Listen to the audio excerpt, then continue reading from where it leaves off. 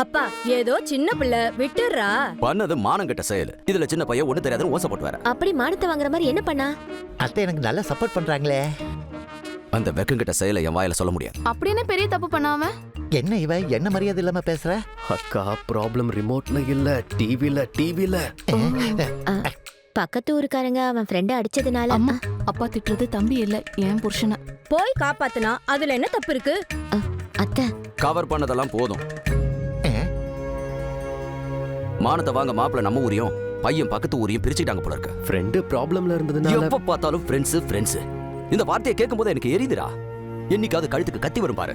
அப்படியே இவன் தாத்தா மாதிரி. உங்க தாத்தாவும் ஃப்ரெண்ட்ஷிப்னா உயிரையே கொடுப்பாரு. நானும் அவர் கூட ஃப்ரெண்ட்ஷிப் பண்ணி அப்புறம் கல்யாணம் பண்ணிக்கிட்டேன். ஓ மூஞ்சிக்கெல்லாம் அந்த ஆள் எப்படி விழுந்தான்னு யோசிச்சுட்டு இருந்தேன். அப்படிதான் மடக்கு நீ அந்தால. டேய் நீ போய் ஹோம்வொர்க் பண்ண போ. கொஞ்சம் இருமா, அப்பா தாத்தா திட்டுறத பாத்துட்டு போயிடுறேன்.